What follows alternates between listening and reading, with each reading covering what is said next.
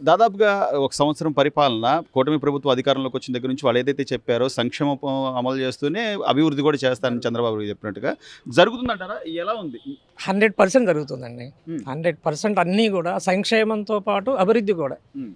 సంక్షేమం వచ్చేవరకు మనకు అంతకుముందు లేనటువంటివన్నీ కూడా సంక్షేమ కార్యక్రమాలు. హ్మ్. అంతకుముందు మరి ఇంటికొచ్చి బియ్యం ఇచ్చేటువంటి విధానం కొంతమంది తెచ్చుకునేవాళ్ళు కాదు ఆ టైంలో లేకపోతే. అవును. తర్వాత ఇప్పుడేందంటే 15 డేస్‌లో ఏ టైంలో అయినా వెళ్ళి తెచ్చుకుంటున్నారు. అవును. అదొకటి సంక్షేమం బాగా జరుగుతుంది. రెండోది ఏందంటే వృద్ధాప్య పెన్షన్ అనేటువంటిది మరి 4000 చేయటం చాలా బాగుంది. అవును. అందరికీ వృద్ధులకి మంచి అవకాశం కల్పించినట్టు అది. హ్మ్. దాంతోపాటు మరి డెవలప్మెంట్ యాక్టివిటీస్ కూడా ఫస్ట్గానే మనం రోడ్లు చూస్తున్నాం. అవును. రోడ్లు అనేది చాలా వండర్ఫుల్గా డెవలప్ అయినాయి. హ్మ్. అట్లనే మరి అమరావతి డెవలప్ కానీ, పోలవరం కానీ ఇలాంటివన్నీ కూడా మనకి చాలా బాగా జరుగుతుందండి. హ్మ్. ఇంకా కూడా ఈ 5 ఇయర్స్ ఇంకా బాగా డెవలప్ జరుగుద్దని మేమందరం కూడా అనుకుంటున్నాం. మీరు అన్నట్టు సార్, అంటే సంక్షేమ పథకాలు ఏదైతే చెప్పారో ఎంతమంది పిల్లలు ఉంటే అంతమందికి తల్లికి వందనం అని కానీ, లేదా దీపం పథకం కింద గ్యాస్ బండ్లని కానీ నిదానంగా చేసుకుంటూ వస్తున్నా కూడా, కళ్ళ ముందు కనబడుతున్నా కూడా అసలు ఏమీ లేదు, 3 ఏళ్ళు ఆగండి మళ్ళీ మేము వస్తాం అని చెప్పి ఎట్లా అంటే ఏం చెప్పినా నమ్ముతారు ప్రజలు అని? 3 ఏళ్ళు కాదు సార్, 30 ఏళ్ళు ఉన్నా కూడా వాళ్ళు రాలేదు సార్. ఇక రాలేరు. ఎందుకంటే ఆయన ఒక్కసారి ఛాన్స్ అన్నాడు, ఒక్కసారికి ఇచ్చారు, అయిపోయిందండి ఆయన ఛాన్స్. ఒకసారితో అయిపోయింది. ఎందుకంటే ఎవరైనా ప్రజలు మనకు మంచి కావాలని కోరుకుంటారు కానీ మరి ఏదైనా విధ్వంసానికి ఇంపార్టెన్స్ ఇవ్వరు కదా. సో ఆయన విధ్వంసంతోనే మొదలుపెట్టాడు, ఆ విధంగా విధ్వంసంతోనే 11కి సెట్ అయిపోయాడండి. మీరు అన్నట్టుగా అంటే ఒక ఛాన్స్ అంటే ఆయన చూసి కాదు సార్, వాళ్ళ తండ్రి గారిని చూసి, వైఎస్ రాజశేఖర రెడ్డి గారిని చూసి, లేదా ఏదో అప్పుడు బాబాయ్ హత్య జరిగిన దాని గురించి ఏదో సింపతి మీద మొత్తం మీద గెలిచారు. ఇప్పుడు గెలిచిన వ్యక్తిగా, నువ్వు 5 ఏళ్ళు ఒక రాష్ట్ర ముఖ్యమంత్రిగా చేసిన వ్యక్తిగా, మాజీ ముఖ్యమంత్రిగా బాధ్యత ఏదైనా ఉంటుంది కదా సార్. రాష్ట్రం బాగుండాలి, సరే ఒక చూద్దాం, కొంత సమయం ఇద్దాం, ఒకవేళ ఏదైనా అయితే ప్రశ్నిద్దామని ఆ తీరు కాకుండా రప్ప నరుకుతాం, ఇంకోసారి మేము వస్తే మొత్తం సప్త సముద్రాలు అవుతున్నది తీసుకొస్తాం, ఈ వార్నింగ్లని ఎలా చూడాలంటారు? అసలండి ఆయన ప్రతిపక్షానికి కూడా పనికిరాడండి. అసలు ప్రతిపక్షం అంటే ఏంటంటే గవర్నమెంట్ చేసేటువంటి ఫాల్ట్ ఏమైనా ఉంటే ఎత్తి చూపించాలి. అటువంటి లేకుండా చేసేటువంటి మంచి పనులు కూడా ఈ విధంగా రఫా అంటాం, అటువంటివన్నీ కూడా పనికిరావండి. నిన్న టీవీలో ఒక వైసీపీ కార్యకర్త నిన్న ప్రసన్న కుమార్ రెడ్డి మాట్లాడేటువంటి మాటలని ఆయన సపోర్ట్ చేస్తున్నాడు. అది చాలా తప్పు. అట్లానే అవన్నీ ఎక్కడి నుంచి వచ్చినాయి అంటే నాయకుడి నుంచే వస్తున్నాయండి. ఇప్పుడు నాయకుడు అనేవాడు ఆదర్శంగా ఉంటే కార్యకర్తలు కూడా అట్లనే ఉంటాడు. మరి ఆయన ఏ విధంగా చేస్తుంటే ఇంకా ప్రజలు ఎట్లా ఆయన సపోర్ట్ ఇస్తారు? మాట్లాడితే నా అక్క చెల్లెళ్ళు, నా అవ్వలు, నా అమ్మలు అంటే అలాంటప్పుడు మహిళల పట్ల మన వాళ్ళు ఎలా మాట్లాడుతున్నారు, మాట్లాడితే దాన్ని ఖండించాల్సిన బాధ్యత కానీ, అంతకుముందు టీవీ డిబేట్లో అమరావతి అంతా వేశ్యల రాజధాని అని మాట్లాడడం కానీ, ఇలా మహిళల్ని కించపరిచితే కనీసం బాధ్యతగా ప్రవర్తించాల్సిన అవసరం ఉందా లేదా? తప్పకుండా అండి. అసలు ఆ విధంగా చేయకూడదండి. అసలు ఇప్పుడు అమరావతిలో ఆడవాళ్ళని ఏ విధంగా హింసించాడు అనేటువంటిది మనం చూస్తూనే ఉన్నాం, చూసాం. అందుకనే వాళ్ళందరూ కూడా వాళ్ళు కావాలని ఓడించారు. రెండోది ఇప్పుడు కూడా అదే విధంగా మాట్లాడటం అనేది, సార్ అసలు ఇంట్లో తల్లికి చెల్లికే ఆయన ఇంపార్టెన్స్ ఏముంది, పబ్లిక్లో ఉన్నటువంటి ఆడవాళ్ళకి ఏ విధంగా ఇస్తాడండి అది. కాబట్టి దాన్ని బట్టే మనం అర్థం చేసుకోవచ్చండి.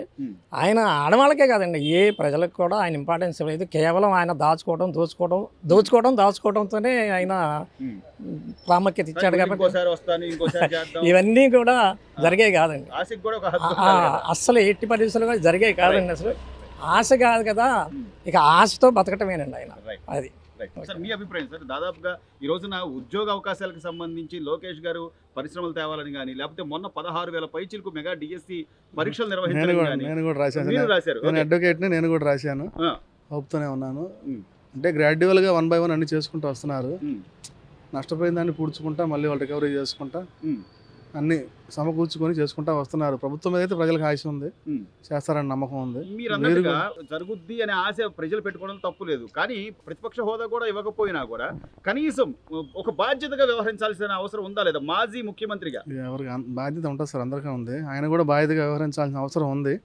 ప్రజలకి ఆయన కూడా తన వంతు అంటే మాటల ద్వారా వాళ్ళని కట్టడి చేసి, ఆడవాళ్ళ మీద దురుద్దేశం లేకుండా మాట్లాడేటట్టు చేసి, వాళ్ళ యంత్రాంగాన్ని ఆయన కట్టడి చేసి సుపరిపాలన అందించే వాళ్ళకి ఆయన కూడా తోడ్పాటు అందిస్తే బాగుంటుందని మేము కూడా కోరుకుంటున్నాం. ఈ సంవత్సరంగా మీరు గమనిస్తే ఏంటి సార్, మీ నియోజకవర్గానికి సంబంధించే ఈ రోజున మాధవి గారు కానీ, లేకపోతే ఆయన చంద్రశేఖర్ గారు కానీ ఎట్లా ఉంది సార్ పనితీరు? చెప్పే పని లేదు సార్, గుంటూరు అంటేనే అడ్వాన్స్డ్ సిటీ, దాన్ని వీళ్ళు ఇంకో వేరే లెవెల్ తీసుకెళ్తారని మాకు ఆశ ఉంది. చంద్రశేఖర్ గారి గురించి ప్రత్యేకంగా చెప్పే అవసరం ఉంది. మేడం గారి గురించి కూడా, శ్రీదేవి గారి గురించి కూడా చెప్పాల్సిన అవసరం లేదు.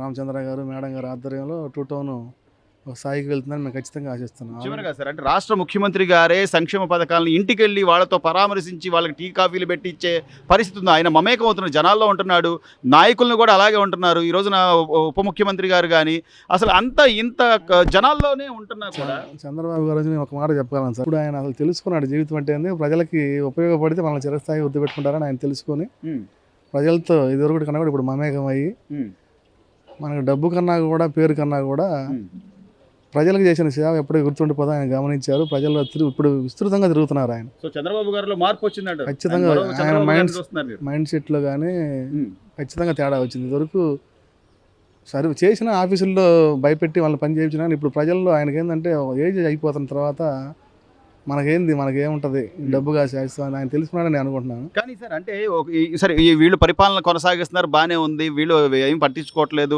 కేవలం డెవలప్మెంట్ కావాలి, లేదా ప్రజలకు మనం ఏ హామీలు ఇచ్చి అవి నెరవేర్చాలని దొరలో వేరున్నారు.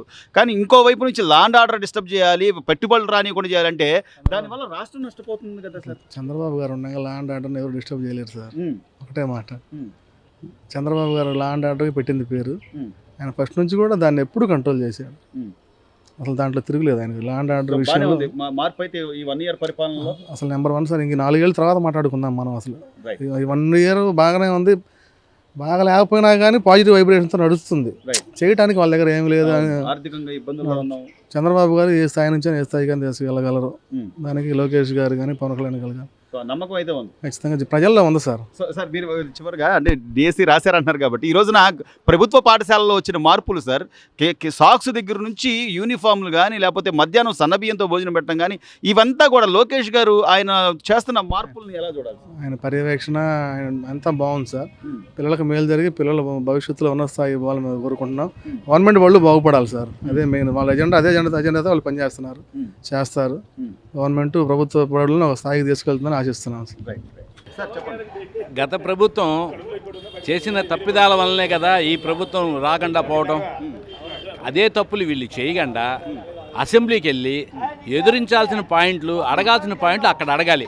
రోడ్డు మీదో లేకపోతే స్ట్రీట్ ఎక్కడో ఇంకెక్కడో వాదించి వాళ్ళ సమాధానం వీళ్ళు వినరు, వీళ్ళ సమాధానం వాళ్ళు విన్నట్టే నటిస్తారు. అది ఎంతవరకు సబబు? అసెంబ్లీకి వెళ్ళాలి, నుంచోబెట్టాలి, ప్రశ్నకి ప్రశ్న గుచ్చి ప్రశ్నించాలి. అప్పుడే ప్రజాస్వామ్యం నిలబడుతుంది. ఎందుకంటే ఉన్న ప్రభుత్వం ఏదో ఇచ్చేస్తుందని కాదు. ఎవరైనా ఏం చేస్తారు, నువ్వు ఇద్దరు నుంచి ఉంటే ఇద్దరులో ఎవరు మంచి వాళ్ళే చూసుకుని వేస్తారు.